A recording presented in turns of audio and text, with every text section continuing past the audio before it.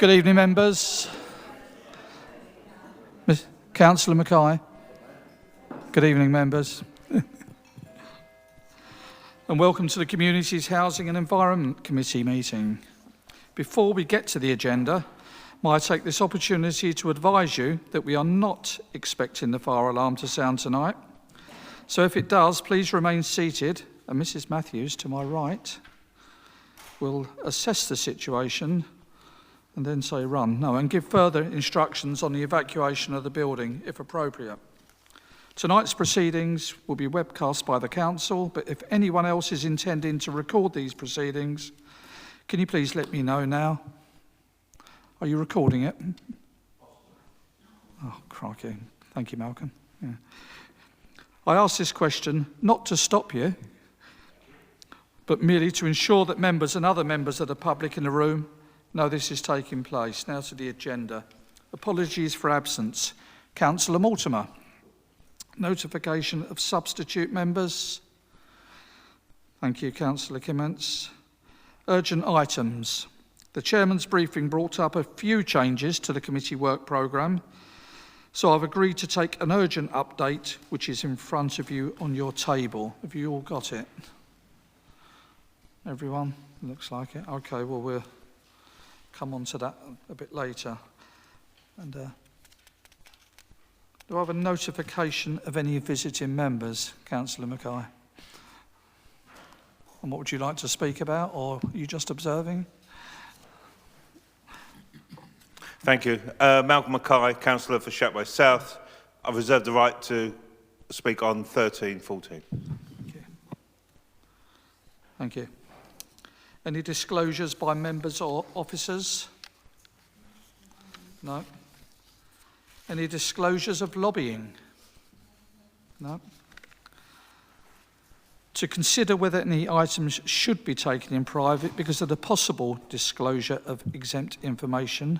There aren't any Part 2 papers tonight, so I propose that all items be taken in public as proposed. Is that all agreed, members? Right. Minutes of the meeting held on the 16th of July 2019. Has everybody read those minutes? Understood them? Okay. Could you please state that the minutes of that meeting held on July the 16th be approved as a correct record so we can get them signed? Agreed? Thank you. Right. Is there a presentation of any petitions? I don't think so. No. Any questions and answers from members of the public? No. Right, committee work programme. The item relating to Weavering, the village green status, I do have something which I would like to read here, which was directed at William, but if you don't mind, I'll read this. Is that okay? Okay, the lawyer reviewing whether the council can make a proposal application that the land be registered as a village green has departed from the service. The case has been transferred and a report will be forwarded to the Chi Committee in December, outlining whether the council can lodge the application and the implications. Guidance has been provided to residents that the usual approach is for residents to make the application. However, their preference is that the council lodge the application. The land was transferred to the council through a S52 agreement for the specific purpose of holding the land for public open space. Therefore, the consent of the owner at the time and the current freeholder may be required if the registration conditions have been met.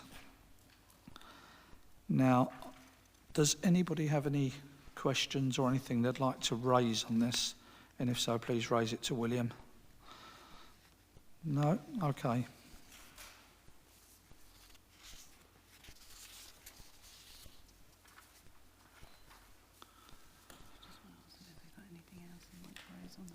Yeah, has anybody got anything else they'd like to raise on the committee work programme?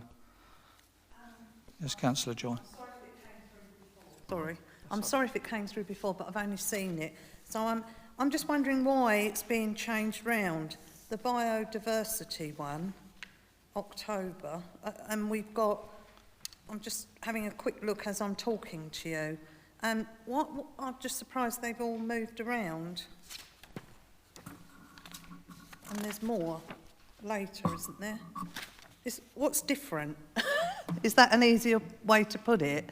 What am I looking at that is different, other than them being altered? Okay, if I can ask Mr. Carnell to take that.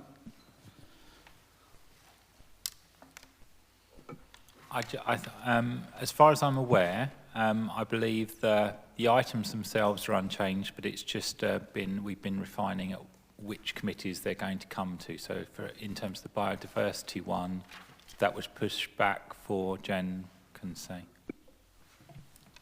With the new climate change and biodiversity working group being set up, it was proposed that the draft plan could go to that group for any input prior to actually coming here for decisions. So that was a consideration, which is why it's been pushed back a month.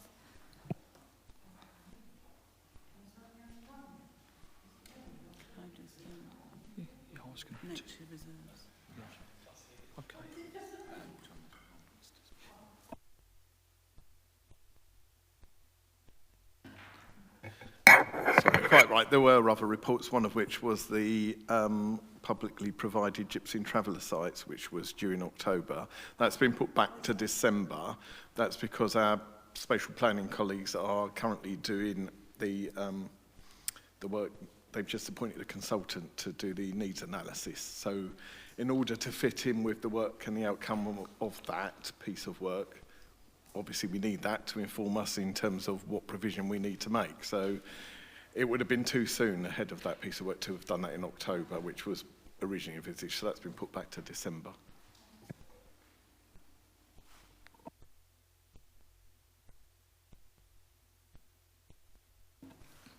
Can I just mention something on the work programme, which obviously I'd like it minuted.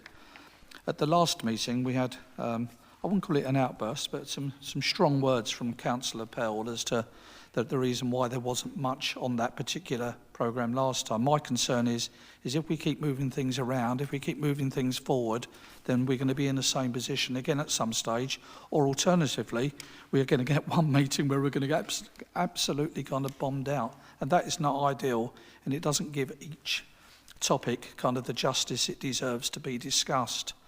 So from the chair, the opportunity from the chair tonight, can I just say that let's try, I can understand the odd occasion where a report has to be put back, but let's try and keep to the timetable, because I do know that members spend a lot of time preparing for these particular topics and they research them, and it's unfair when they come and sit down at a committee and there isn't anything there to actually say. So I've got another one, just before we agree it. The advertising and selling of pesticides, it says item requested by Councillor Pearl and Councillor. It wasn't me. Who was the councillor? If Councillor Pearl can answer that one.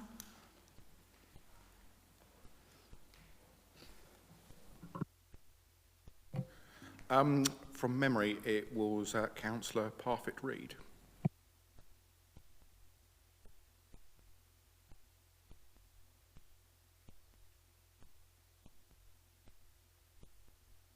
So carrying on from that, because there is an empty box next to that, who is dealing with that?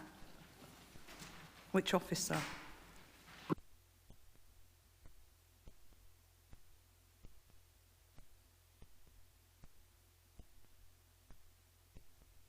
yeah. So we don't know who the officer is on that, but I've been assured by Mr. Cornell that he will find out who the officer is and report back on it to yourself tomorrow. Okay. Reason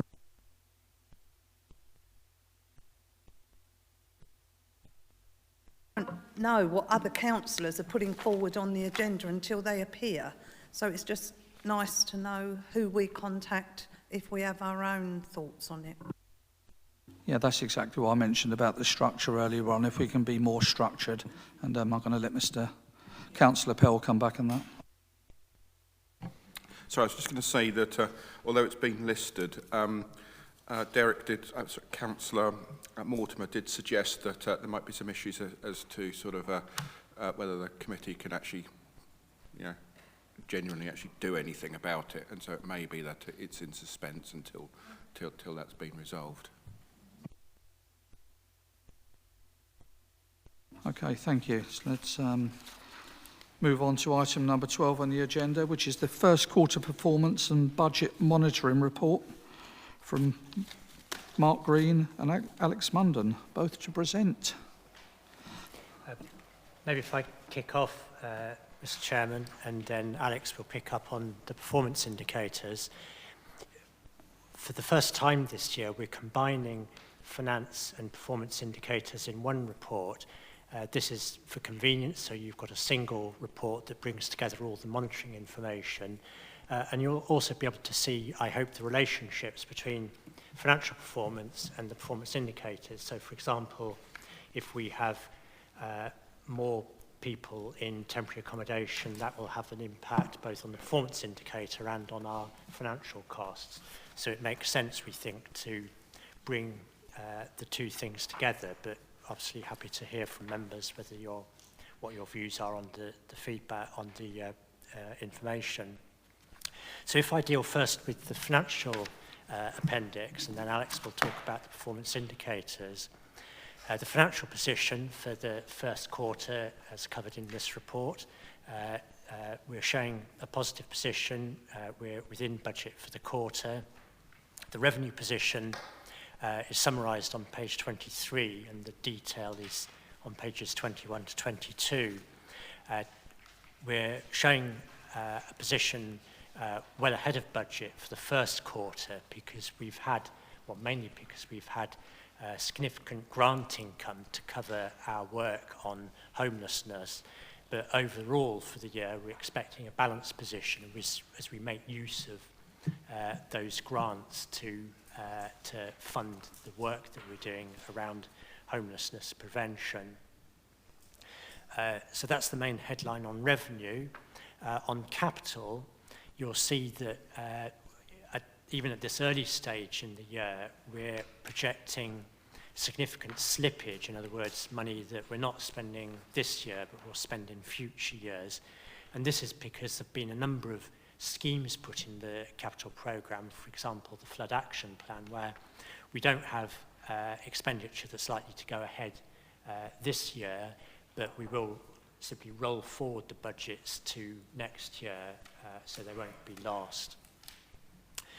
So it probably makes sense to hand over to Alex now, and then we can take questions together on both areas. Thank you, Mark. Good evening, members. So at Appendix 2, you'll see the full summary of performance for quarter one. So overall, we've seen 82% of the targetable indicators achieve their target.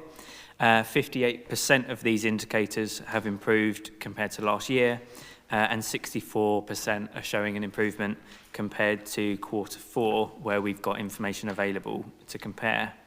Now we can break this down by priority as well. So all of the performance indicators under the Safe, Clean and Green priority have achieved their target. So this highlights strong performance in the areas of fly tipping responses and street cleansing, as well as the household waste collections. And we're also removing all unauthorised encampments on council land within 5 days. So we're showing really good performance in that priority. Moving on to homes and communities, 3 of the 5 indicators have achieved their target. Now, despite this, preventions are still seeing good performance across the board, exceeding in successful relief duty outcomes and the number of households prevented or relieved of homelessness. And the prevention duty outcomes were only 0.5% away from achieving their target as well, so still seeing really strong performance. The number of households housed through the housing register did also miss its target, but remains within the 10% range, and so it's rated as amber. Now, this indicator relies on stock becoming available through registered providers and new build units in order to house those households. So the recommendation for this committee is that we note the revenue, capital and the summary of performance. So as Mark said, we're happy to take any questions or comments that you have. Okay, has anybody got any questions for Alex and Mark? Thank you.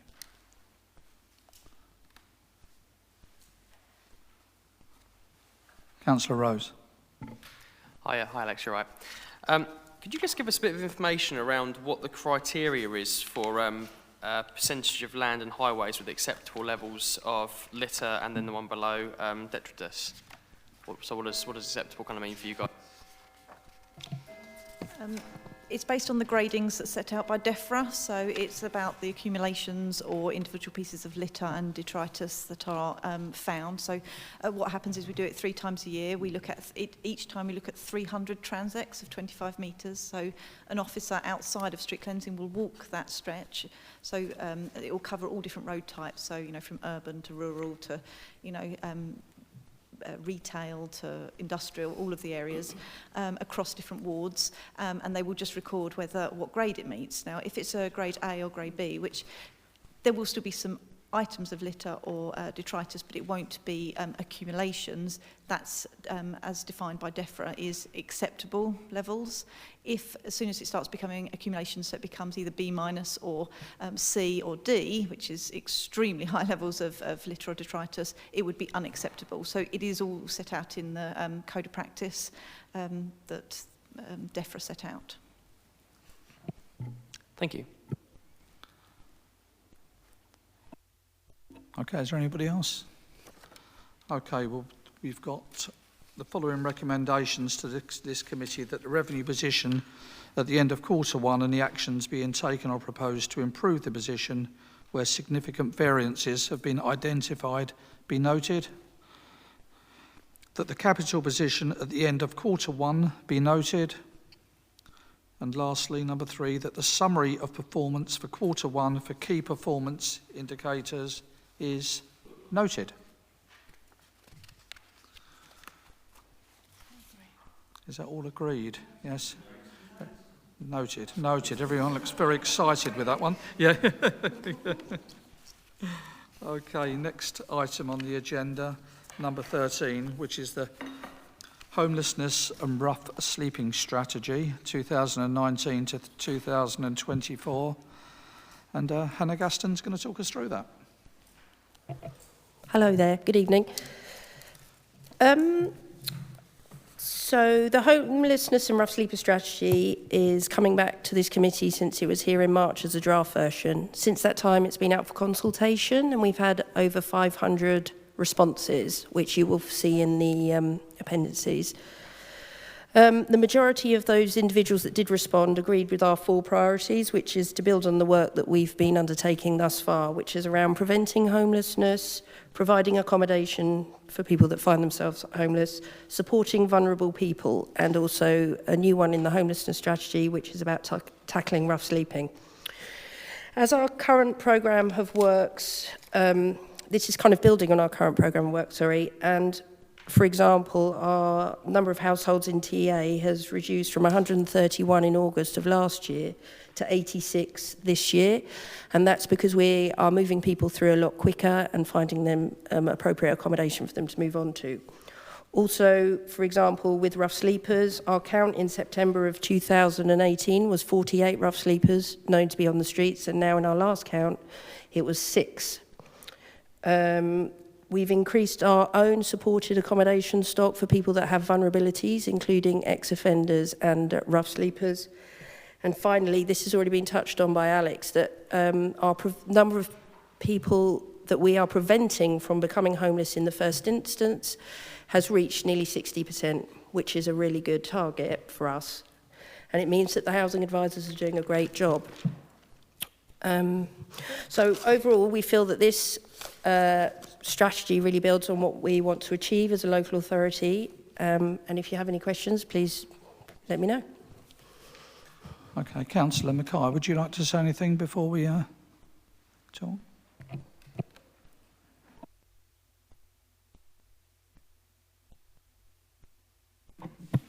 Thank you.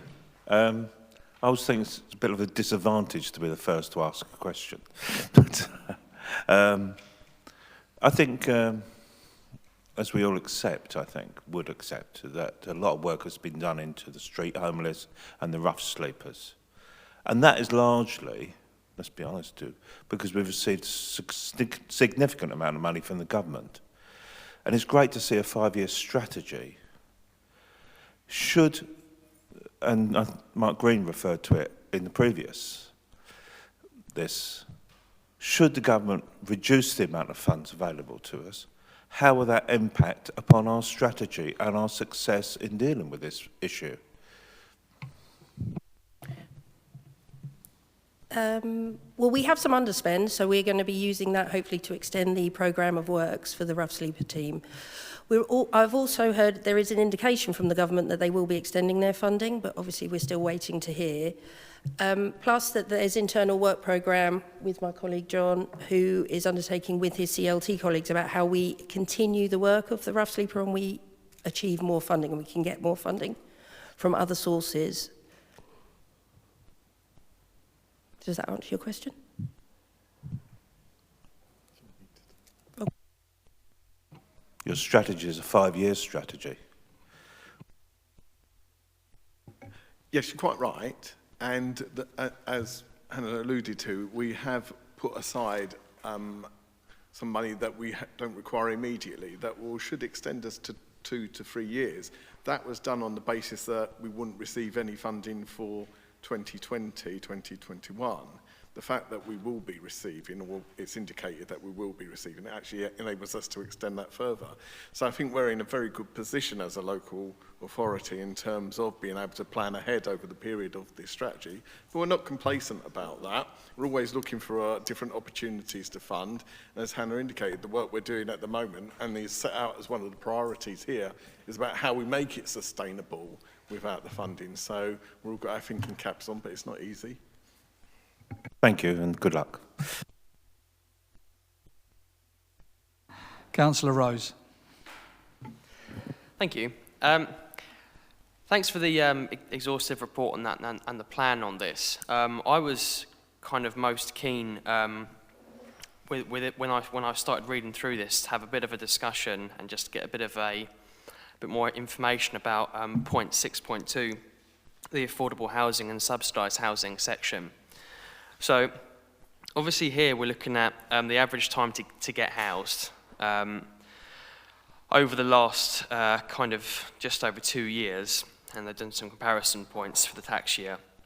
We can see that for 1-bedroom houses, the waiting time has actually increased as it has for 3-bedroom houses, and in the other categories it's gone down. Can we just get a little bit more explanation around that and kind of what steps and what the process is around that? Because obviously one of the biggest contributing factors to homelessness and general deprivation really is people living in homes that aren't the right size for them, or people are on waiting lists for a larger house, and that kind of feeds into this problem in quite a large way.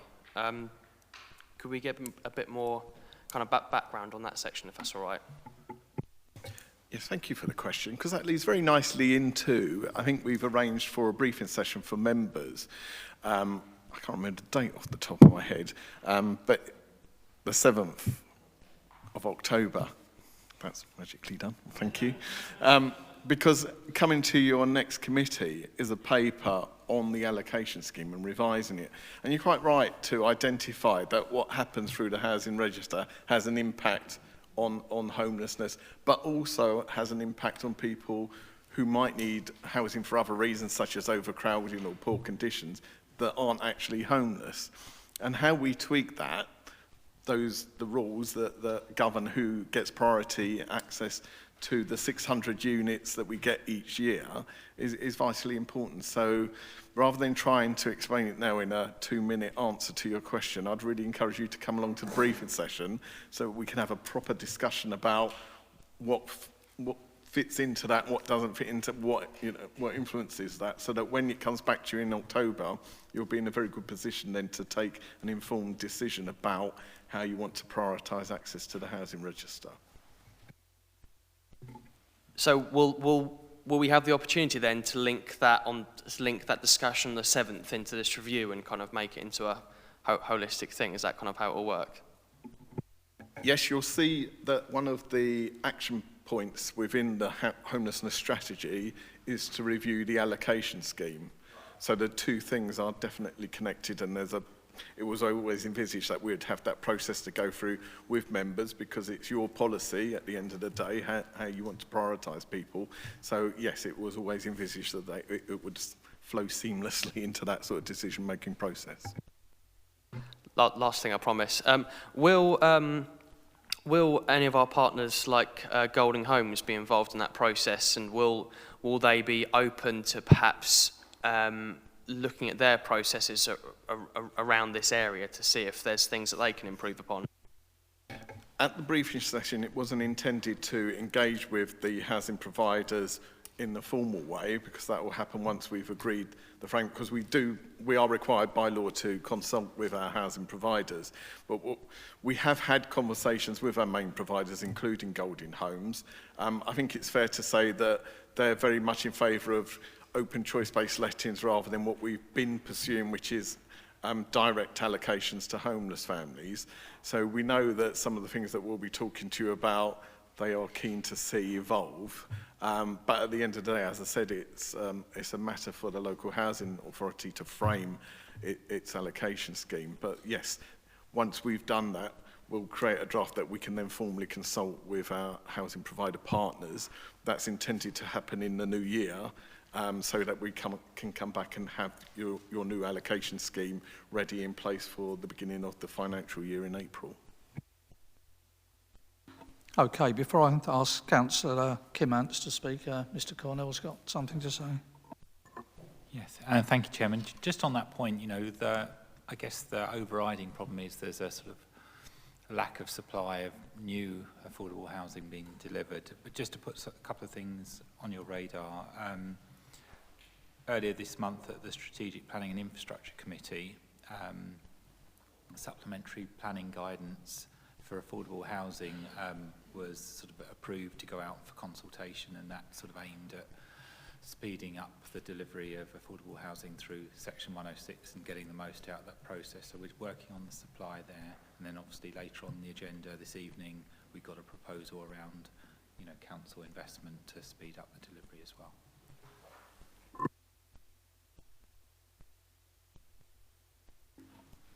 Would you like to come back on that, Councillor Rose? Yeah, sorry, just quickly. I understand completely around the formal parameters around involving Golding Homes and other partners like that. I just think, you know, we're so intertwined with their processes also, even if we were to bring them in an informal way, just to try and get a view and a flavour as to what their thought process was. I think it might be beneficial.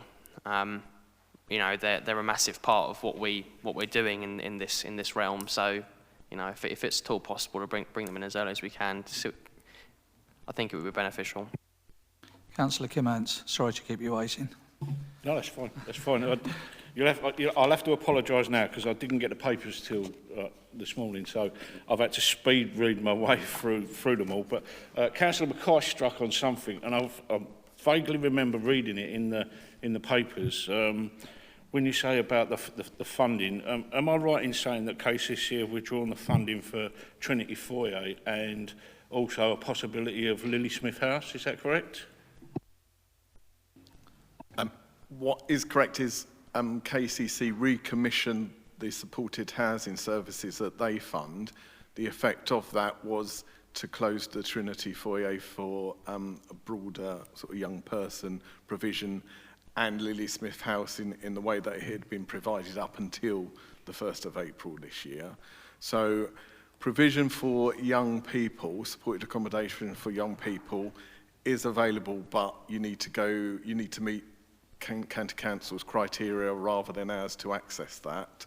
And it's similar sort of thing with the adult services, that the criteria changed in terms of how vulnerable you needed to be to access that. So yes, Trinity Foyer closed, Lily Smith House is currently open, but its usage is different to what it was prior to April 2019. So basically they've moved the goalposts so that the younger people can't access it, so that's going to make it harder for them to access any form of housing, even if it's on the lower rung of the ladder.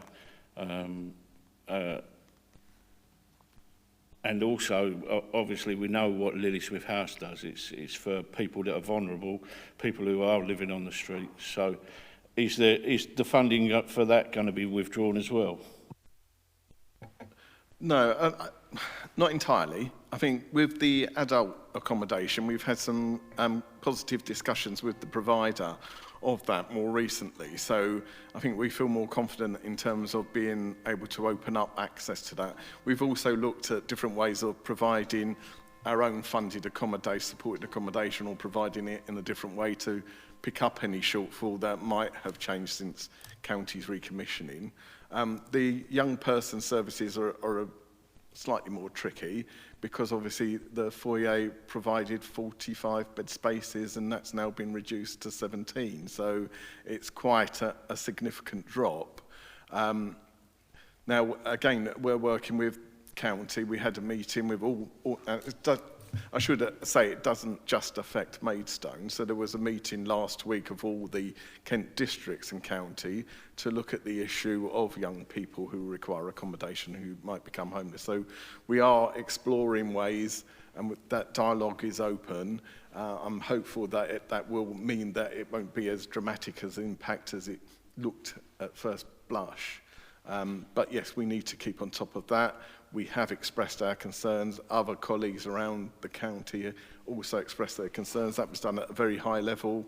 Our the chief executive from the other West Kent authorities met with our counterparts at Kent County Council to have those discussions. But at the end of the day, we have to respect what Kent County Council wants to do with its budget, and it's chosen to deliver those services. But it does mean that, yes, we need to work doubly hard to make sure that young people don't end up on the street. Personally, and just from a personal opinion, it seems that they're pulling the rug away from us and making us fund it. Anyway, moving on, I have got something else. Is that okay, Mr. Chairman? Yeah? It's just that I'm reading through the reports and I just picked up on a couple of things that I just wanted to highlight. On page 49, the Housing Options Advice, it says about the introduction of Homelessness Reduction Act ensures that we have become a lot more digitally focused. Can you explain to me digitally focused, what that means? As part of the Homelessness Reduction Act, every client that we work with has to have a PHP, which is a personalised housing plan, which is done through digital online way, which is linked to our locator database, and it's sent out to every client that we work with. One of the things that's also in the action plan is about looking at digital inclusion, to making sure that we are supporting people who might not be digitally kind of logged on or able to log on without support. So that's one of our actions, to make sure that we're not leaving people behind. So you're not going to, because it does say that it's going to lower the rate of face-to-face, doesn't it, somewhere in the report? I do remember reading about that. Is that right? Generally, when we work with people, we do a lot of work over the telephone because it's more convenient for the customer as well. And it fits around their diary schedules. But we do have the opportunity for individuals to come into the link, and they do so. It's client-led, really. What suits them best. Okay, Councillor Kimantz, can I bring someone else in now? Yeah. Is that okay? No. Oh, yeah, okay, yeah. Councillor Pell. Thank you, Chairman. I just want to come back to the subject that Councillor Danrose touched on, the affordable housing average time to get housed.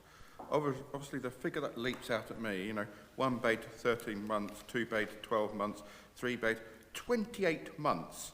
What are the prospects of that sort of coming down anytime soon? Obviously, when people say to me, well, if we build all those flats in your street, John, we don't have to build anything anywhere else. I mean, we're surely, at the moment, we're not building enough 3-bed semis in terms of social housing, are we? That surely is the root of why the old staple of family housing, the 3-bed semi, isn't getting built, and why it takes 28 months to get housed into one of them.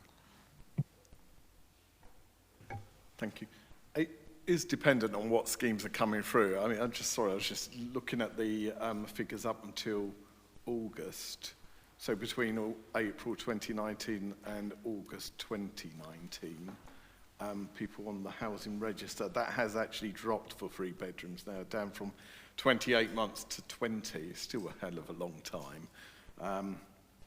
Unfortunately, the 4 beds have gone up from 17 months to 28 months. So it really is dependent, as William alluded to earlier, on what happens in terms of new builds. And because most of the existing stock is 1 and 2 bedroom, the new build accommodation can really affect the numbers of 3s and 4s that come through in any 1 year, which is why it's vitally important that we have that continuous flow of properties coming through each year to meet that demand. But yeah, it's something we keep an eye on, but not necessarily you can solve immediately, because if you imagine the process to go through a 106 and to the houses actually being built is normally around about 3 years, isn't it? So it's... Mr. Cornell.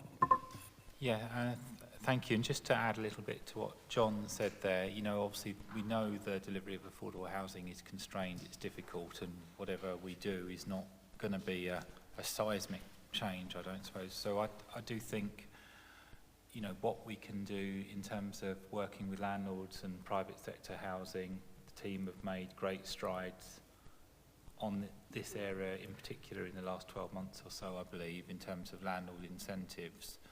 And I think that might be a more realistic proposition to make headway. Obviously, people are always going to prefer the affordable housing with a housing association or the council. But if we can develop better routes into the private rented sector in partnership with landlords, perhaps that's where we're going to make the biggest inroads. Okay. Councillor Koumanis, did you want to come back for that final question? You haven't got another list, have you? Oh, sorry.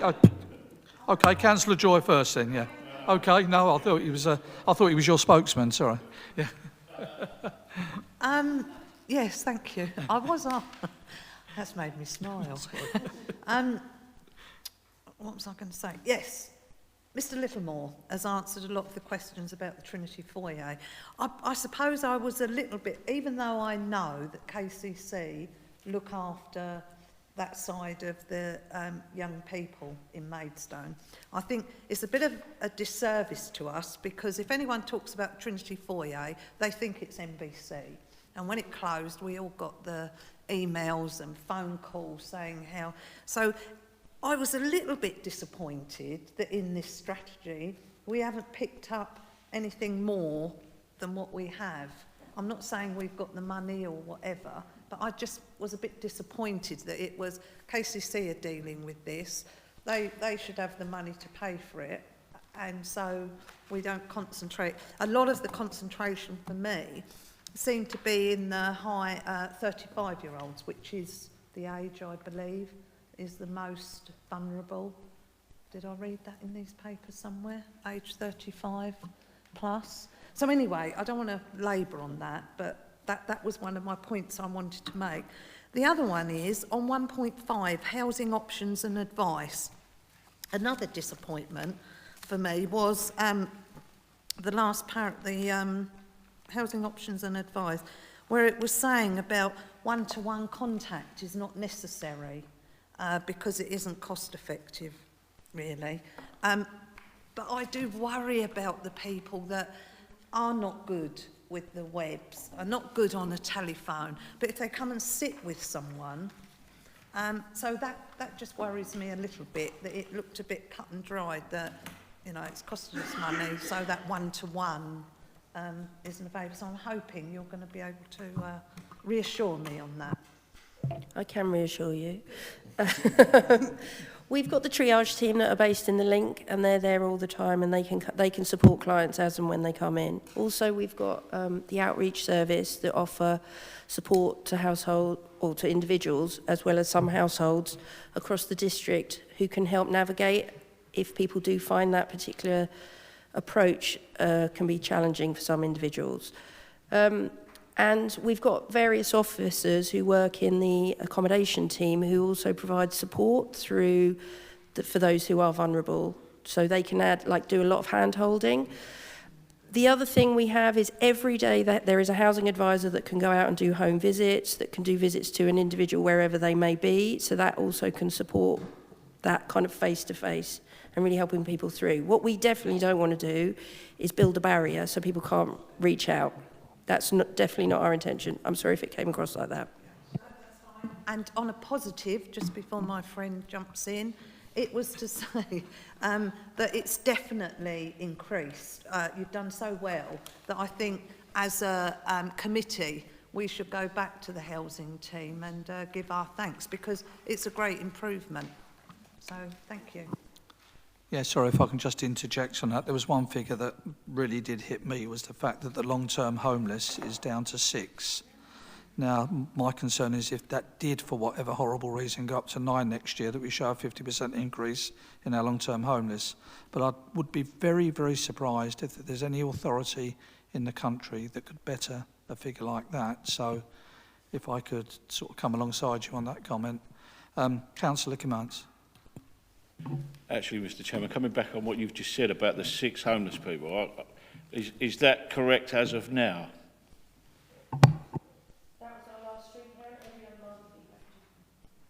Oh, sorry. That was our last street count at the end of July. We've got another one at the end of September, and that will be the up-to-date figure. That's when we go out 4 o'clock in the morning and we search for people that are bedded down. So I can give you the figure in September when it's coming out. And does that include the rough sleepers along the River Medway? Yes. Okay, Councillor Rose. Oh dear, sorry, I thought it was... Sorry, that was just a reply to something that you. That was a warm-up, was it? Yeah, that was my warm-up. Right. That was my warm-up act. On page 52, it's got affordable housing completions by year, and it's given us the years, and it does look that this year is going to be down on previous years, apart from the 2014-15 and 15-16. How many of the affordable housing are actually social housing rather than just in the bracket of affordable housing, which we all know is not affordable for people on low incomes? There are no new build properties that are being delivered at a social rent in Maidstone. That's been the case for some time now. Yeah, it's been 20-odd years, I would believe. Not quite that long. It was when the government changed the way in which new build properties are funded for housing associations. So they changed it from what was a capital subsidy into a revenue subsidy, which is when you got the affordable rent that you're referring to, which is up to 80% of the housing market. So I think it was about 2012, would that have been about right? Yeah, 2011. So after that, we saw a dramatic reduction in the number of social rents being delivered in Maidstone, and as I say, there hasn't been any for some time now. Okay, Councillor Commands, can I now bring in Councillor Rose and then come back to you afterwards? I'd like to just relate a personal experience that I have had at Maidstone Link, basically to do with finance and not being able to actually speak to somebody. And while reading the report and the recommendations, it's absolutely really good, but my concern is going back to my own personal experience where documents that I had should be put on what looked like an iPad and then downloaded. And to be quite honest, I was feeling extremely stressed, very upset. And to be quite honest, I was nearly in tears in frustration of having nobody to help me except a very kind lady who did at that time in the customer care department say that she shouldn't really be helping me because she had a queue of people coming into the link, that her job was actually to take on board what they wanted and to direct them into where they should be gaining the help that they needed. However, she was very kind in helping me in a stress situation that I was in to download these documents. I was trying to I'm not stupid as far as computers are concerned and all that kind of thing, but I think anybody that comes into this situation will be stressed, and it's gaining the help that people need. I was very pleased, and I thank the lady very much from customer care for actually helping me. But as she was helping me, she was saying, I shouldn't really be doing this. Look, there are people standing here waiting for me to do my job. I shouldn't really be here to help you download your documents. But it was the only way I could pass those documents through. And I don't actually know if I put all the right documents in. I didn't have a chance to speak to anybody. The customer care lady then did tell me, it's a good idea if you use a telephone. We haven't got one here for you. You'll have to go home and use your own telephone. I used the telephone then, and it was a matter of press either 1, 2, and 3 for this, press either 1, 2, and 3 for that, press over, okay, you've got one, okay, through. So it started ringing. After 10 minutes, I put my phone down because I wasn't getting through to anybody. Anyone on low income, which actually I am on a low income, it's prime time telephone call time. It's costing them quite a bit of money to make this telephone call in the first place, and they don't get through to anybody. While I was standing there almost in tears, I was speaking to somebody else, and they said, yes, this is the way it is now. You never get a chance to speak to anybody. And reading all of this, I think it's wonderful, and it's really great and really good. But through my experience of what I had to experience and the stress that I was feeling at that time, due to financial matters that I needed to actually be able to sit down and speak to somebody and explain my situation to them. And there was nobody, all I had to do was download documents, which I'm not sure if I downloaded all the right ones or anything. So it was a very distressing experience, which I think other people will have had. Yeah, Councillor Rose, as you say, this is a personal testimony. It's a very, very valid one, and I'm sure there are numerous people that wouldn't be able to handle that situation as well as what you've handled it. So there's two things I'm going to say. First of all, I'll ask an officer to come back to you, but also I'd like you to speak to an officer directly, if you can, to give them that situation, because I think it's important as a council that we actually kind of treat people, not as just ring a number, come back and see somebody else, do this, do that, because we know the depression that actually causes. So if you could do that, if you could actually arrange to meet an officer, give them that story again in full, but also if I can ask for an officer to come back and answer that. Is that okay? Well, thank you very much for that. I would appreciate that. Also, going further, I see that Councillor Harper has put his name down for outside committee with CAB. This is something that he deals with, and obviously Councillor Harper will be We'll take that as a separate sort of point. Thank you. Thank you. Okay, would you like to come back on that at all? Okay, yes, sorry to hear about the poor experience that you've had. It sounds like you were making an application to the housing register rather than a homelessness application. But yes, housing benefit. Okay, so that's outside of this completely. What I would say is that we have had discussions with colleagues who take care of the facilities within the link, and there is we have a digitalisation programme, and we have a way of trying to deliver services that are as efficient as possible. Quite clearly, we haven't got that quite right, listening to your experience. So I will take back all the things you've said. I will talk to my colleagues in the housing benefit team and in the customer care team and review the way that we are delivering that. So for people who find themselves in your situation, it isn't as frustrating as you found it. I would like to say that I was very grateful to the lady of customer care, and I went home and calmed down a little bit and came back and thanked her. I also sent an email to Alison Broom to just say that the customer care member had been very helpful to me, but it was still a very stressful situation and quite upsetting. And, you know, I raise it because, as we say, I think it could upset a lot of other people. Okay, thank you. I'm going to take two more final questions. I'm going to take one question from Councillor Kimantz, and then I'm going to let Councillor Mackay. This is a... No, you're not? Good, okay. Just one more question, then we're going to wrap this up. Okay. Can I make it a double-barreled question? I'll explain it in a nutshell. That'll probably be easier. Okay.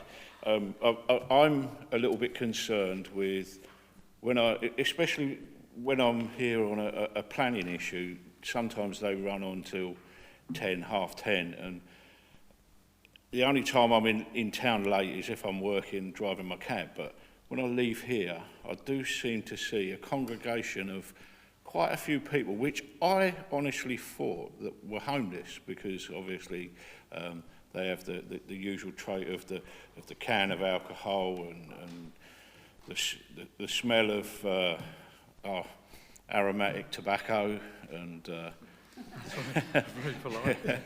Trying to put it politely. Do we have support for these people, being that, as you said, that there's only 6 homeless people? Obviously they're not homeless, so there must be underlying issues either with alcohol abuse, with drug abuse, with mental health issues. As big and ugly as I am, sometimes when I leave this chamber, I feel vulnerable. And I don't want to feel vulnerable in a town where I've lived all of my life, and now I am an elected member. I want to feel safe in my town. So why is it that we have an alcohol ban in the centre of town here, and people are still continually drinking, and we're not policed properly? So you're telling me these people are not homeless, so why is it carrying on? Okay, well, I'm going to let Mr Littlemore kind of answer that question, but what I would also say is there is the meeting on October the 7th, and I'm sure that the level of interest here tonight means there's going to be an extremely good turnout at that meeting, and I think a lot of the questions could be replicated and taken on board that night. But obviously kind of homelessness is one of the most contentious issues in any council, and it's horrendous. As I say, it's literally people's lives. People commit suicide because of homelessness, and I think we as a council should take it extremely seriously, look at the issues, antisocial issues, law and order issues. Everything can come under the same banner, and let's make sure that Mr Littlemore has an extremely busy October the 7th. But anyway, to answer that final question, it's over to you. Actually, I think it'll be an extremely busy next week, because you are sitting as the Crime and Reduction Overview and Scrutiny Committee, and these sorts of issues will no doubt be raised there, and we'll be telling you what we've been doing as a collective service, because fortunately I don't just have housing under my area of responsibility, we also have community protection. And you're quite right to identify that there's a crossover between issues, and also that not everybody that you see out in those groups or even begging are actually homeless. And part of the work that the team have been doing is to, as you say, identify the underlying issues. We've done some tremendous work trying to engage with mental health services to get people the support they need. Because, yes, getting somebody off the street and into home is just part of the issue. It's then how do you assist them after that so that they have something worthwhile to fill their time with, so they're not back out with their mates, congregating, making everyone else feel uncomfortable. Just to pick up a point you said about alcohol ban, there isn't an actual alcohol ban in the town. What we have now is a public space protection order that says if somebody is drinking and also causing a nuisance, they can be issued with a warning, but there isn't an actual just a prescriptive ban for everybody walking around with a can of open alcohol. But again, that's something that you may want to talk about next week. So yes, we are alive to those issues. The feedback we get from businesses is that things have improved dramatically over the last 12 months. So, and I think you can see that from just walking out in the street. We certainly take time to go out and see what's happening, and it has improved.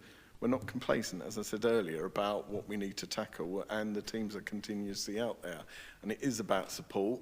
But if there are those individuals that are causing everyone else's life a misery, and they won't accept the support that they're being offered, then there are other measures that we will take to address that.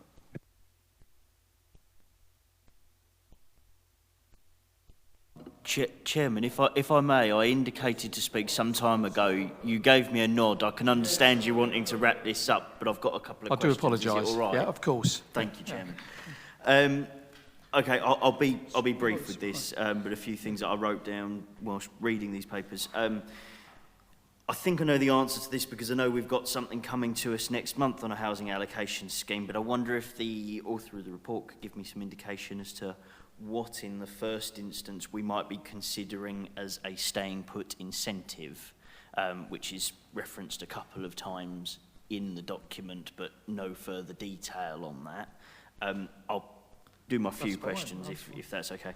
A couple of sort of definition questions, if you like. I think I know what they mean, but I wonder if when we get the definitions from the report author, if we could maybe have something of a glossary of terms maybe added to this, because somebody who isn't so well versed as I'm sure we all are here might not know. So a little bit of further detail on what we really mean by the crash pad for young people and what that might entail.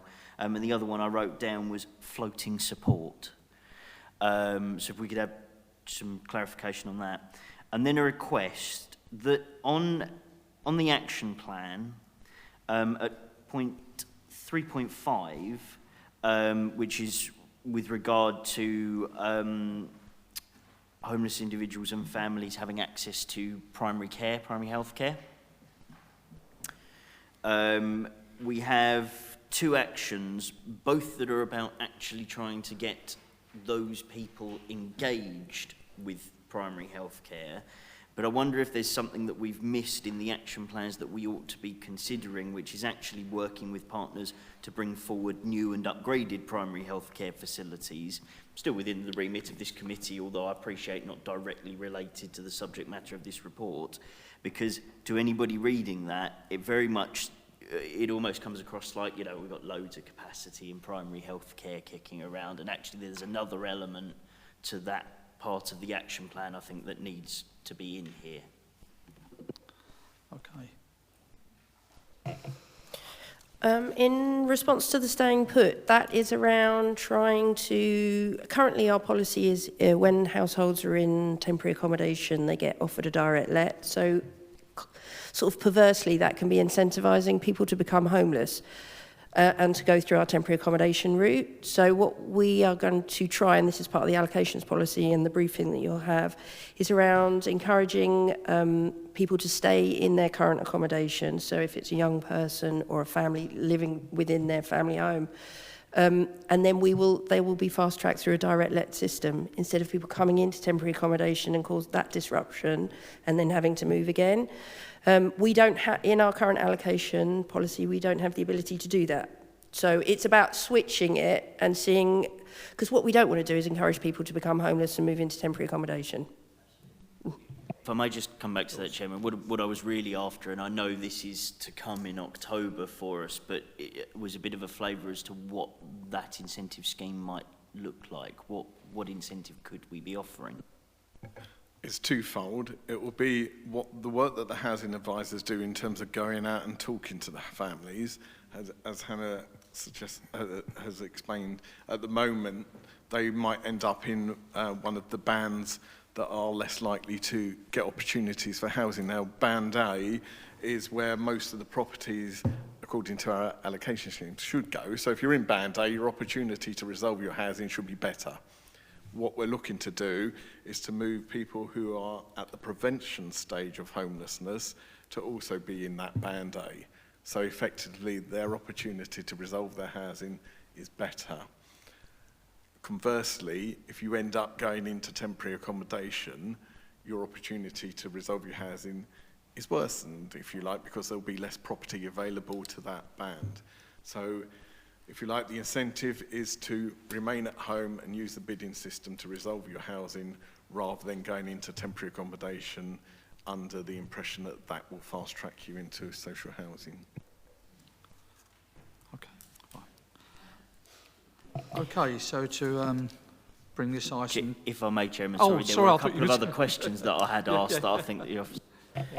The glossary, yeah, absolutely, not a problem at all, and I can amend the action plan as you've suggested. Thanks. Okay, I'll get there now. That this report makes the following recommendation: that the Homelessness and Rough Sleeper Strategy 2019 to 2024, attached as Appendix 1 to this report, be approved. Do you all approve? Yes, Councillor Murphy. Chairman, if I may, I think Yes. actually probably to enact what we've just discussed here, that wants amending. So I'll propose Would you an like to amendment. propose an amendment? Yeah, I'll propose an amendment, if I Okay. may, to say subject to the inclusion of a glossary of terms and the amendment as outlined to 3.5 of the action plan.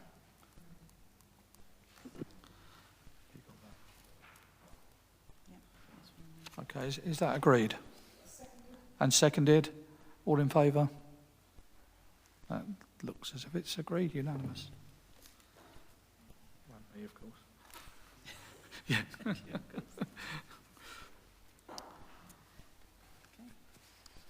Okay, thank you. Right, item number 14 on the agenda is the Affordable Housing Partnership updated from Mr. Cornell, although it doesn't say that on the list, does it? Thank you, Chairman. This committee and also other council committees, notably Policy and Resources, there has been sort of desires expressed for the council to get back into the delivery of council housing.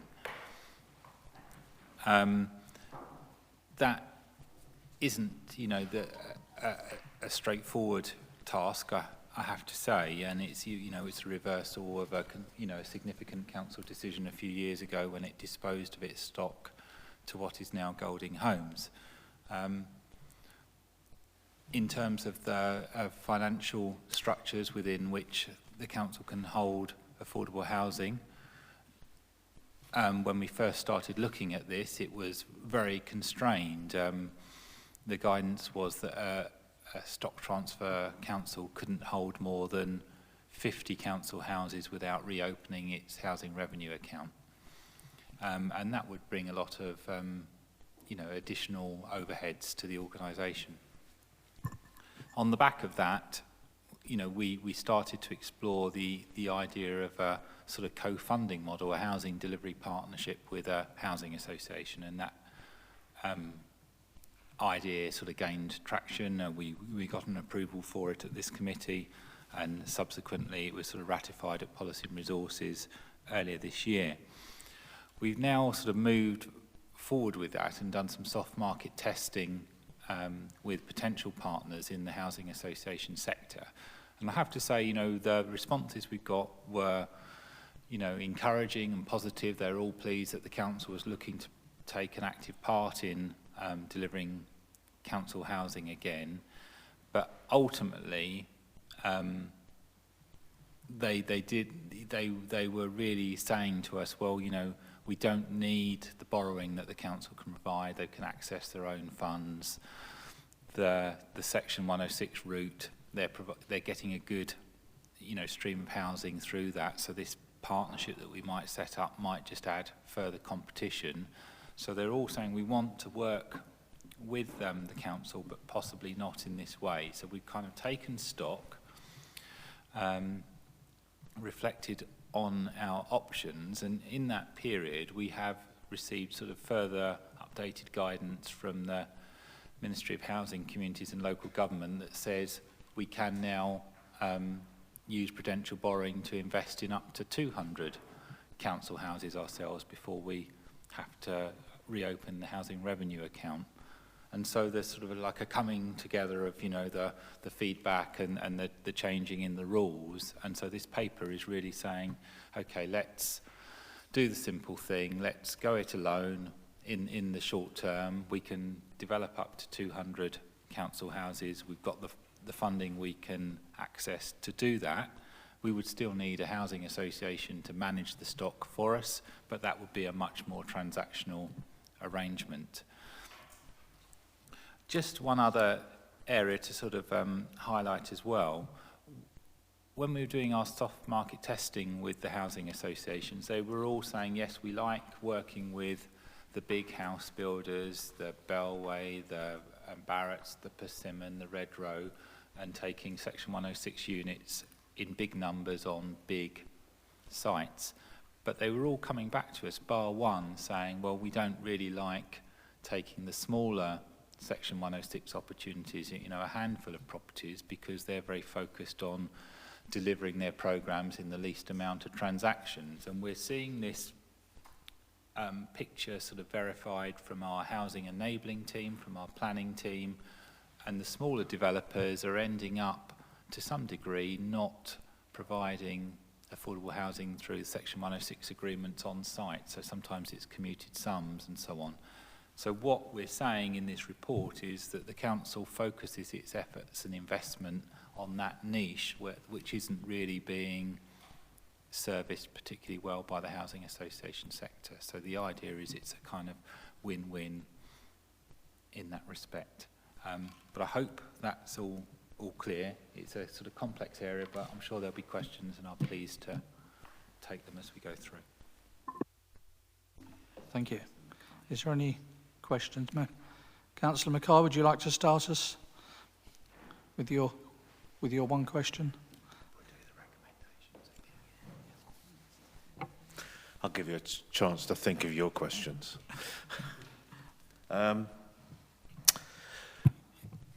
Slightly disappointed, obviously, and I suspect you are, William, as well, that we're not getting into social housing in a bigger way and a quicker way, but I'm glad we are taking some, possibly, if the committee supports this evening, a step in the right direction, I feel. Well, we are, and we have, over the last few years, we now own in excess of 70 properties for emergency accommodation. So we're a landlord there for 70 plus houses. We are also a landlord of properties in the private sector at market rate. Now, we manage those properties effectively ourselves. We collect rent on those emergency, yeah? We collect rent from those that are in the market sector. Why do we need a partner such as Golden Homes or Orbit or whoever to manage social housing? We would have to pay them, no doubt, a percentage of the rent. Why would we need to? We already are a significant landlord that collecting rent, maintaining properties, albeit in different sectors. I really can't quite see why. Could you explain, please? Yeah, thank you for the question. It's a good question. Managing affordable housing is heavily regulated by Homes England. And I do believe it would require, for us to get to that bar, you know, considerable investment in IT and staffing infrastructure. But it's not to say it couldn't be done, and if the view of the committee is that we would, you know, like to explore it a bit more while we're in the process of identifying the development opportunities, there's no reason why we can't do that, and we can analyse the cost benefit of doing so. So I'm more than happy to have that on the table. I mean, it just seems to be a duplication. We're already doing it for over 100 houses which we own. Anyway. Actually, I think that's something that might be a recommendation from somebody. But thank you, Councillor Mackay. Very good question. Have a good evening. Okay. Okay. Councillor Kimantz. Hello, yeah.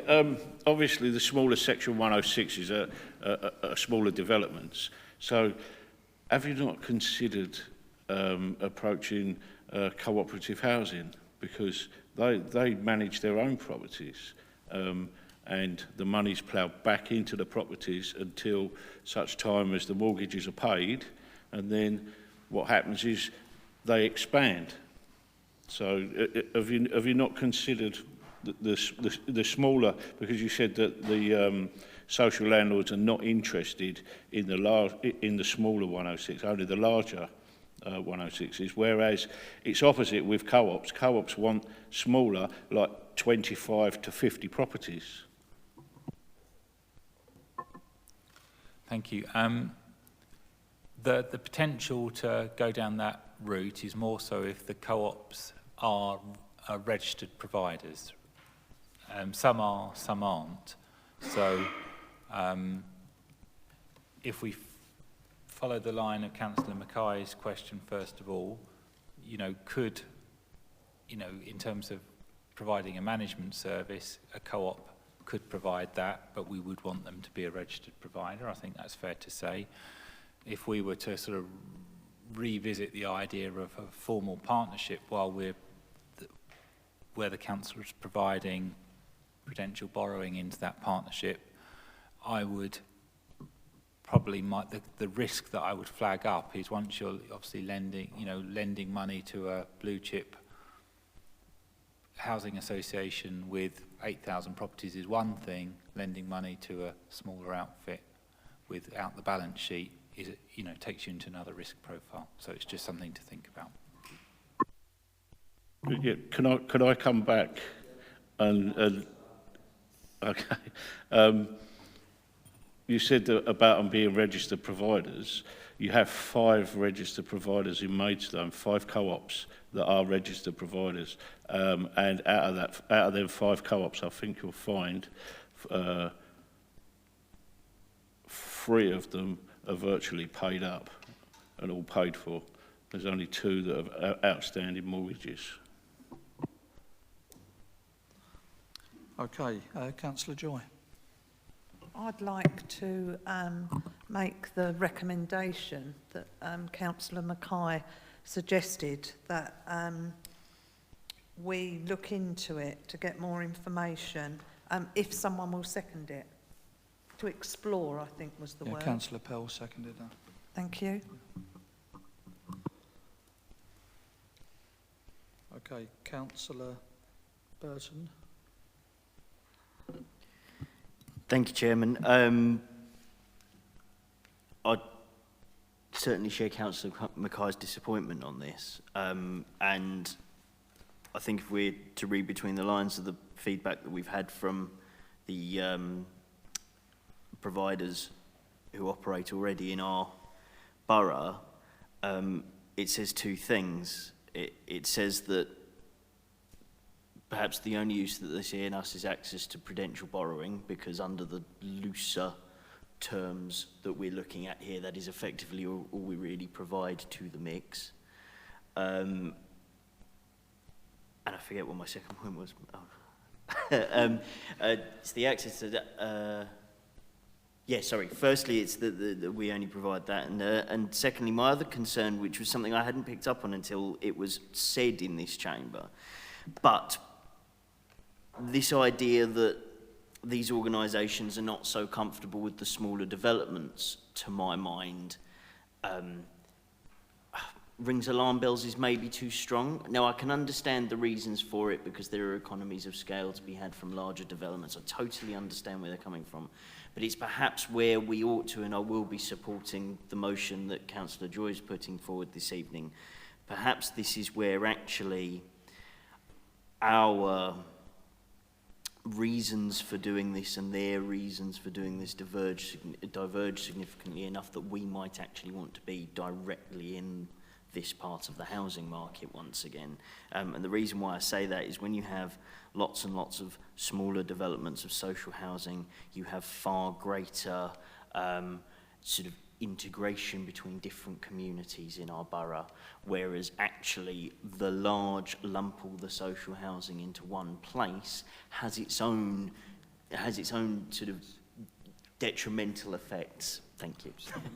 And so perhaps where maybe I've even come full circle from where I originally started when we first started discussing this housing development partnership, and maybe actually we have to come at this with our altruistic motives and really throw ourselves into this as a council. So I welcome the suggestion that we explore that further. Absolutely. Councillor Rose, and then I'll take Councillor Pell. Yeah, this is why we should probably discuss ahead of time. But Councillor Burton brought up most of the points I wanted to say.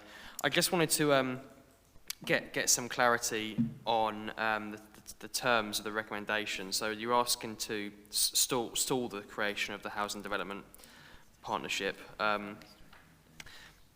What does that kind of mean in practical terms? Are we saying stall as in kill, or we? Or what's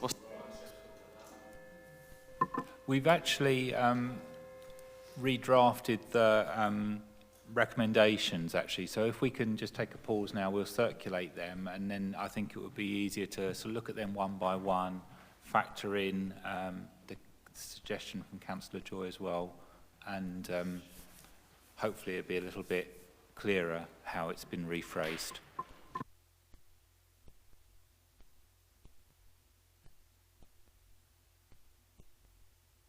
If we could just take a minute or so just to look at these recommendations when everybody's got them. I think the original recommendation was extremely wordy, so the fact that it's actually been split into 4 parts makes it slightly easier to read. I will take you after this, Councillor Pell. Okay.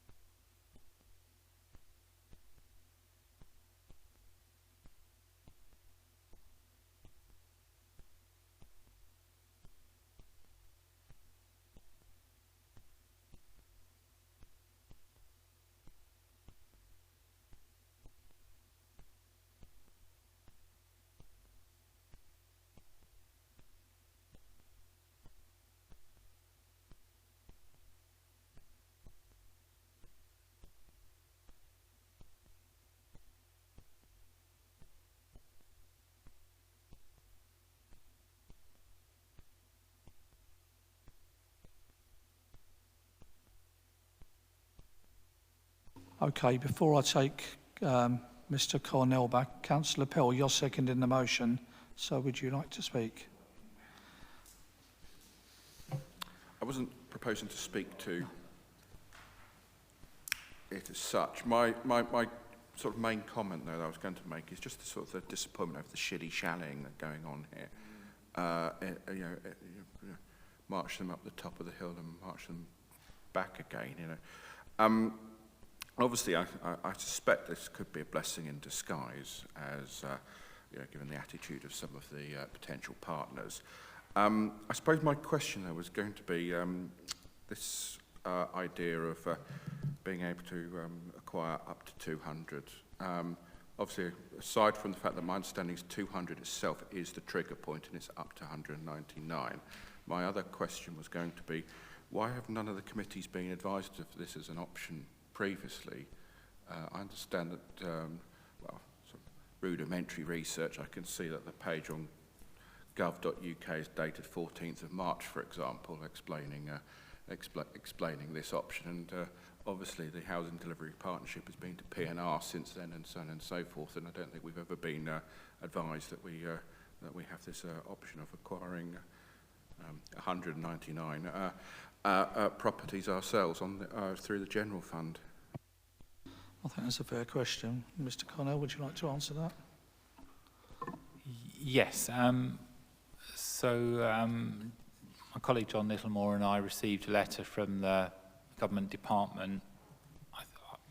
I will confirm the date, but I believe it was sort of June time of this year when we were doing the soft market testing, so the things came in together by coincidence. So it was an option that we hadn't understood to be on the table previously.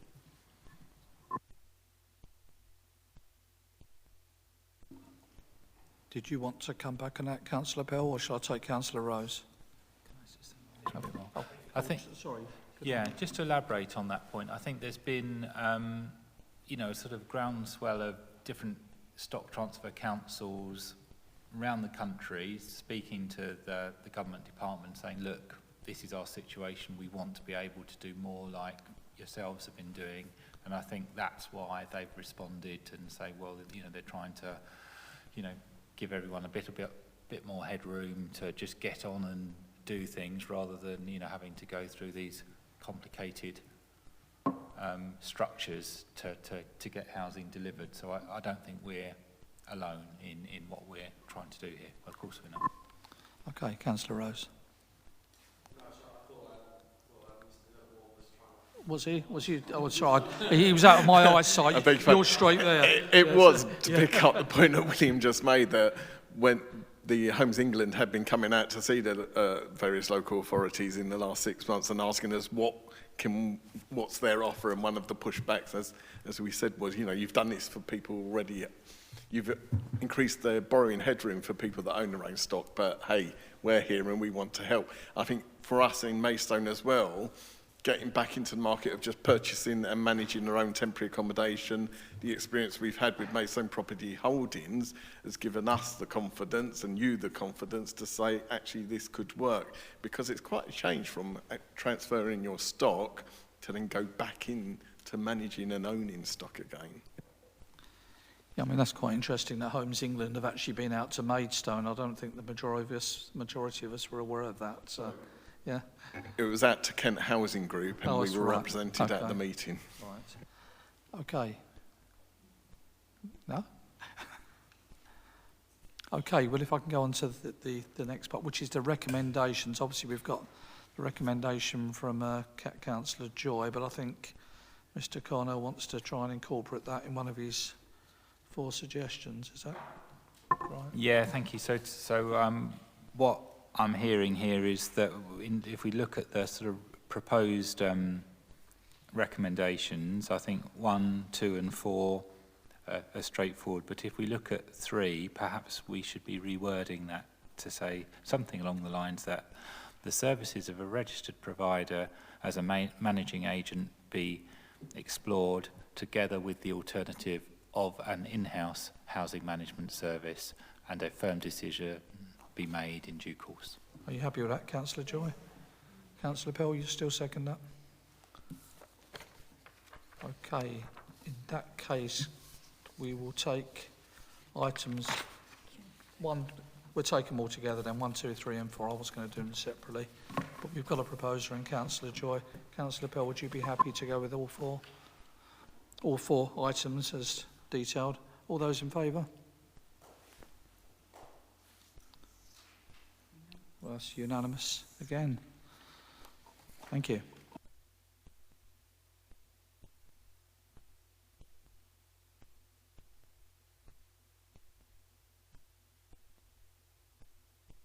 Okay, we now go on to item 15 on the agenda, which is nominations to outside bodies. And Caroline's going to present this. Thank you. Good evening, members. As you are aware, we have recently advertised the outside bodies vacancies for this committee. We have received 1 nomination, which is for the Citizens Advice Bureau.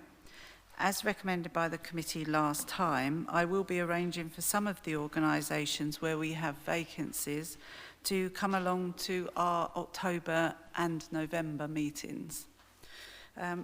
I do want to draw your attention to an error in paragraph 2.4. It does say there that the action for rural communities is 2 vacancies. Actually, we do have 1 field, so we only have 1 vacancy now. The 2 organisations that I hope to get to come along to this committee are Age UK and Relate. At the moment, I'm having great difficulty in getting hold of Relate, but hopefully we do have an inroad in Age UK. So yes. Sorry? Councillor Joy. Oh, sorry, have you finished there? Sorry. Yep. Yeah, Councillor Joy.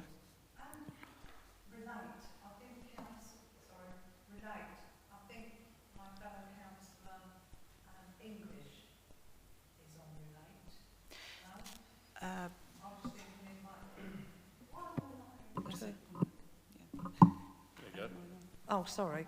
Yes, sorry, I'll say it again. I understood that Councillor English was on Relate. I just wondered whether it was some... Gone again. No, he's on that one as well. I've gone again. You're there. It's all red. It's my eyes. Yeah, put your glasses on. Yeah, which is fine. I've just got something to add before we decide anything, because this also came up at democracy outside bodies, and I know we're only dealing with the ones that are appropriate to this committee. Cutbush and Coral that I sit on has already been, and I can't remember whether we did do it here, so that one's already happened. But what I've been saying is, because there's been lots of talk about we should not be saying that it's for a particular ward. So if you've got someone in your ward, a company, business, whatever in your ward that is asking for someone, are you street pastors, come on that, they're saying it should be opened up outside. And I did speak on that and felt that if that started to happen, the people that you're working with in your own ward, it's like me going to Headcorn or Marden and putting my name down. I know you could, but I just think for me, it seems more appropriate that if you are the ward councillor, that you should have the first option before it's left open. Where I'm getting with this is, on the ones that you've got left, I suppose what we're saying is, if people have not applied and you've put that out, so you're saying if they come along and we listen to a talk, there is a chance that either one of us or other councillors will then put their name forward. If that doesn't happen, I'd like to say that then it goes out wider for other people, or we even go back to the organisation. And being on Cutbush, I know how that works. We have people that are wanting to do it that are not on the council, that could be an expertise in finance or whatever. So I think as a council, if you've got 2 people on Cutbush, which we have, and they've got people waiting to do it, I just can't understand why we keep holding on to it, waiting for someone to put their name forward, and then they don't get involved in it, they don't turn up for the meetings, when there's someone else that would do the job pretty well.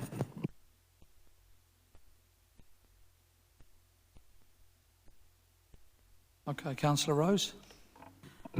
I think whenever you ask someone to volunteer, it's important to know what they're actually volunteering for.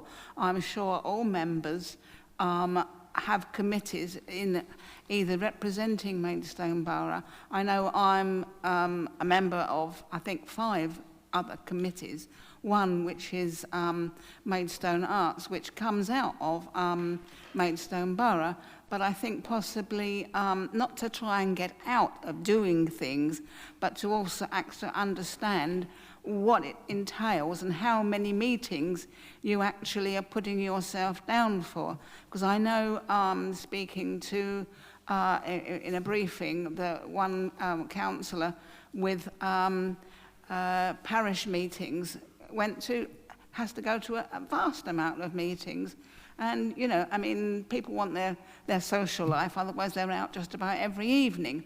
So I think maybe if we know how many meetings per year it would take to volunteer for these things, it might be more people might be more happier to think about putting their names down. Councillor, normally when we send out the adverts, we also send out a job spec with them. Now that job spec normally does say how many times a year they actually meet. But we can, if there was additional questions, we could always go back to the organisations. Yes, I think if we are going to have people coming along from those organisations, it's good just to refresh our minds and understand what is expected of us. Councillor Person. Thank you, Chairman. If I may, I wonder if there's a way that we can maybe formalise the comments that Councillor Mrs Joy was making earlier, because very similar kind of train of thought to something that I brought up the last time that we discussed this. And I wonder actually that by a resolution of this committee, we decide that if within a certain period of time after the organisations are invited to present, there is still a vacancy, then we formally relinquish that reserved post for somebody outside of this council to take up. Now, I know that there is a system for doing so by referral back to full council, but I think we discussed this a couple of months ago, we're discussing it again tonight. I'd like to propose a motion that says that if from within a month of an organisation being invited to give a presentation to this committee, there is still a vacancy, then this committee formally refers that position to full council to be opened up beyond council members. Councillor Joy. Yes, seconded.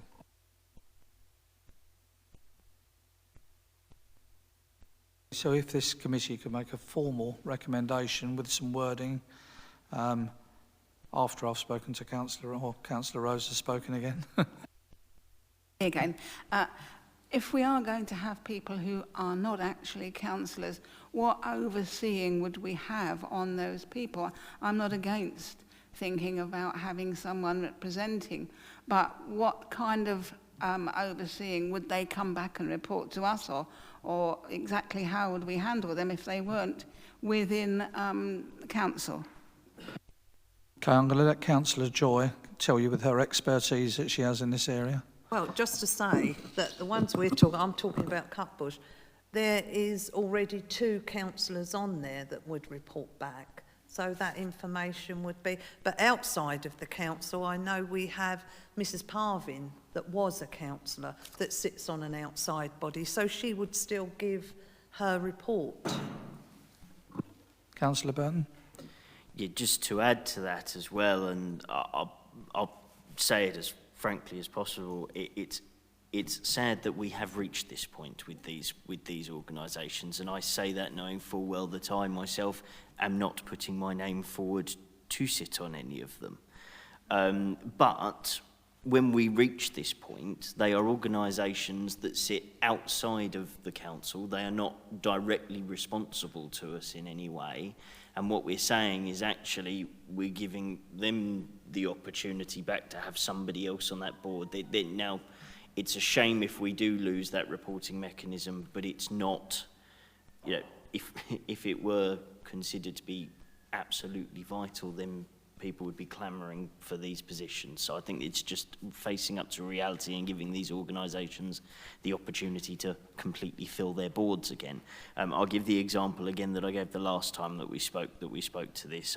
I'm a member of the Board of Trustees for Fusion Healthy Living Centre, which happens to sit in the heart of my ward. That is an organisation that does not come under this system of being regarded as an official outside body to the council, doesn't officially reserve places for councillors on its board, but informally outside of this system, they offer the opportunity to a new borough and county councillor representing the area that they sit in. So all we would be doing is relinquishing them from the formal bonds of this outside body's protocol that we have at the council, not excluding them in any manner or pushing them out of our oversight, our purview. Councillor Pell. I was just simply going to draw the analogy with sort of the long history of LEA-appointed school governors. Obviously, whilst some of those are often county councillors and so forth, a lot of them traditionally haven't been. And if an LEA can appoint a non-councillor to something as important as a school, I don't see what the objection is to this council appointing non-members to these outside bodies.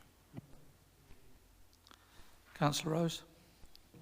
It's just a situation where if these outside organisations, if they're linked to Maidstone Borough in a way, we would want to have some kind of understanding of what was actually happening in them.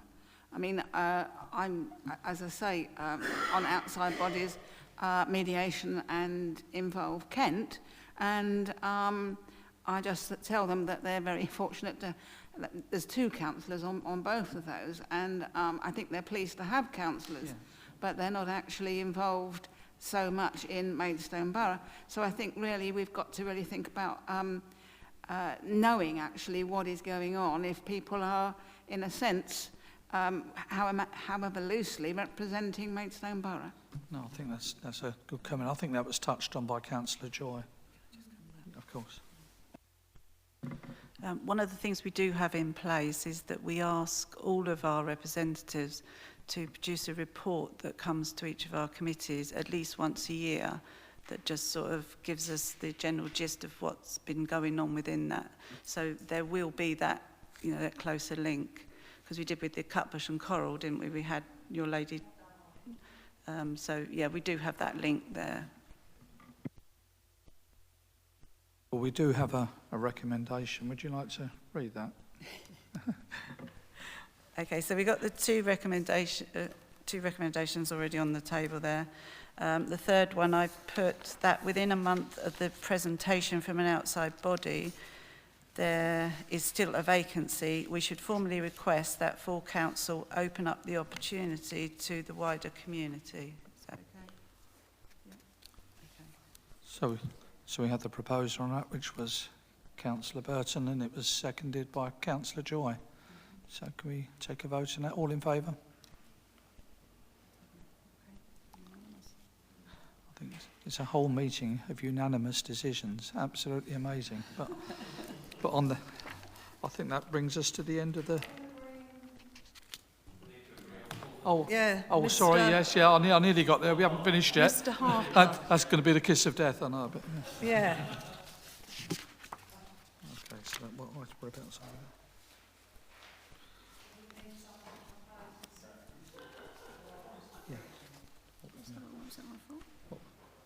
Sorry, can you remind us on that again, Councillor? Sorry, I said, are we proposing and seconding it, or are we just agreeing it? We are proposing and it was proposed by Councillor Burton, seconded by your good set. No?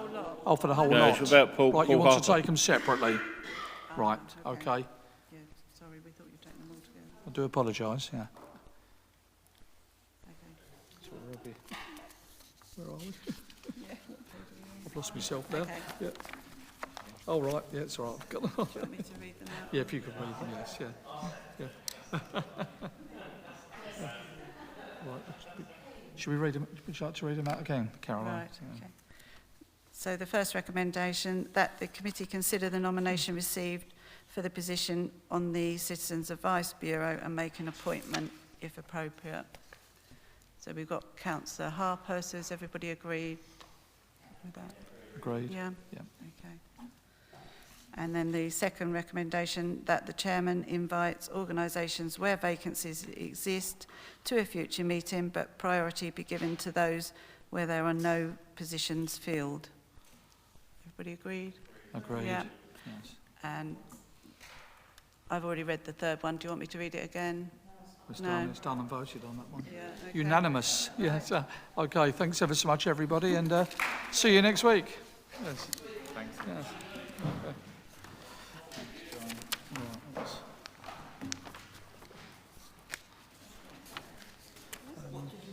Yes, Pilgrim's Retreat. The word that I got was Because I think we've got an inroad in terms of Becky. Becky was the lady who was our enforcement officer. Rebecca held a meeting last week with residents, explaining that there had been a meeting at the council the day before of senior executives talking about the pilgrims retreat, and it was decided that the council would be voting or recommending to go against what was on the papers, which could result in up to 50 people losing their homes, of which the council would look at rehoming them. But obviously that has caused absolutely chaos amongst the people. Certainly number one, one of the questions I was asked is, did that meeting happen? Call it a sub-meeting, sub-planning meeting. There isn't such thing at the moment, sub-planning meeting. We haven't had a representative for years. But the second thing is, was there a meeting? Why would she know about it? I mean, it makes me that there's something not quite right about this whole situation. Well, it's not ideal with someone's leaking information, basically. Why do you think that meetings should be talking about? I don't know. I'm going back like, really, I should have called you at the time, but I've been all over the place, so it's... there's been no meeting. No. It was on the agenda at your request Which I wasn't there, so, yeah. We can't feel... But no, it would have been before that, it would have been the week before that. No. That was the reason why I put it on the agenda, was because of that. We had four. So is there...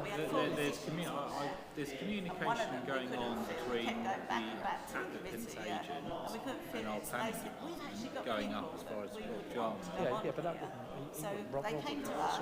Sort of detail to one of his ex-employees as to what was going on. No, definitely not. But it just... What she's actually said, but it's the residents again. Obviously, the residents. We had a lady who was trying to take her life back there. That's what's caused the problem. Yeah. Well, what we were talking about today is I'm going to be briefing the MP, or the MP's advisor on Thursday once it's in the public domain. I don't want to do it soon. No, I don't want but it's decision. I don't want a decision coming out. Ahead of it being published. And then we're also probably going to write to the Residents Association and just say, you know, are you in town at all tomorrow? There's going to be a decision made on this. Because I've got copies in we can provide support and advice to some degree. There's no... people are worried about putting all their life savings into a hard losing. That's fine. I'll put them in the pigeonhole. That's great. But I think what we've got to do, Eddie, is kind of hold all that stuff at bay, get a planning decision made, and then we work out how we obviously we deal with it afterwards. I mean, the planning decision goes without sort of... but I know we have to go through the process. It's and it is going to come before the next planning committee, isn't it?